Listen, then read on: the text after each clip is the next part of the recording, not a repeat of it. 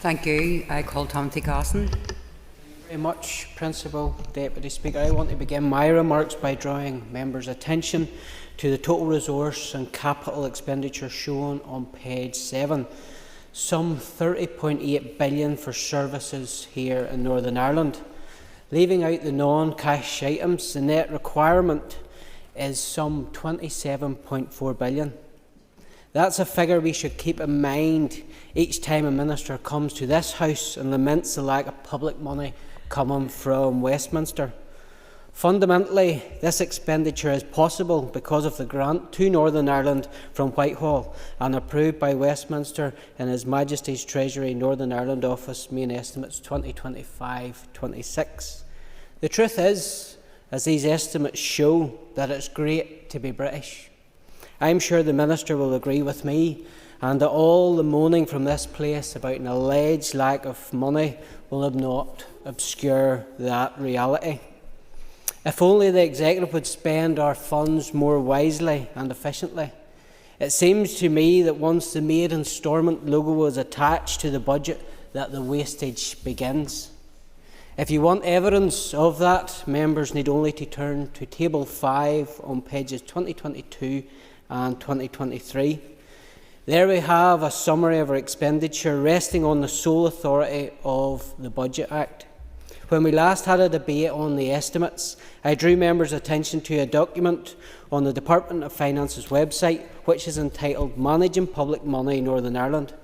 Paragraph 2.5 of that document deals with securing adequate legal authority and states, the Assembly usually authorises spending on a specific policy or service by approving bespoke legislation, setting out in some detail how it should work. Departments should ensure that both they and their ALBs have adequate legal cover for any specific actions they undertake. However, here we are today again, voting on giving over 13.3 million to departments without any bespoke legislation in place. The document produced by the Department of Finance says that the authority of the Budget Act should be relied upon only in certain limited circumstances, and normally for expenditure of no more than 1.5 million. Yet here we are, and in the case of just one department, the Executive Office, we are approving not one such scheme, but 4. With over 12.5 million of services being delivered without specific Assembly legislation in place, the Executive Office is acting in a fashion that is both arrogant and disrespectful to this Assembly. Staying with the Executive Office for a minute, I note that there is no income listed when it comes to resource connected to the historical and institutional abuse on page 168. Let me spell out what that means for members. It means that the institutions in which children suffered abuse, usually but by no means exclusively at the hands of the Roman Catholic Church, have failed to contribute a penny towards their victims. That is a scandal, and it was a shameful failure of this Assembly not to build into the legislation for a requirement for them to contribute to this scheme up front.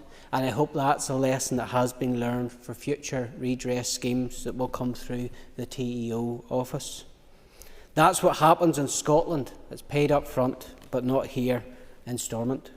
Let me move on to one of the sacred cows of this Assembly, the North-South bodies.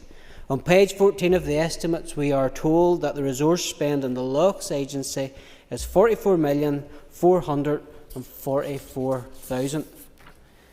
That on a body which, as I spelt out last week, could disappear in the morning and no one would notice, as its functions are performed by other bodies and offers only duplication.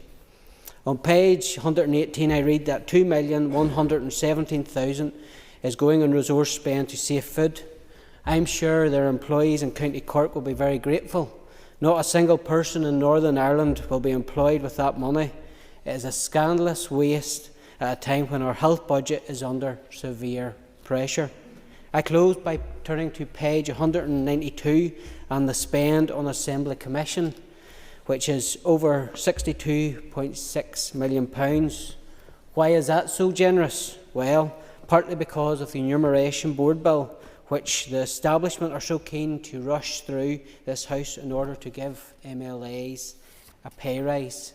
But also, as I learned recently, to fund a media monitoring service so that anyone who dares to be critical of this Assembly and how it operates can know that when they are on the radio or TV, that every word will be transcribed at the public's expense. Last month, the Commission tendered for such a service at a cost of $35,000 to the public purse, which I assume is included within that figure of $62.6 million. So I close by asking the Minister, whose own department operates the media monitoring service, is he content with that money, with that contract, and is it a prudent use of public money?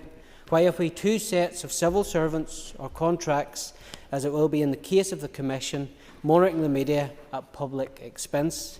And who benefits from this service? I never heard of it until I came to this House. And I want to close to an end, and I want to really put the pressure on this. We have the programme for government, and we have. Once the programme for government was laid out, new dawning for this Assembly that how we're going to get. The budget doesn't stack up, it doesn't meet. We've already seen how 50% of our social housing progress this year because of a lack of funds. This hope in future years, when I'm standing up here, that we have that matches what has been committed to. Thank you.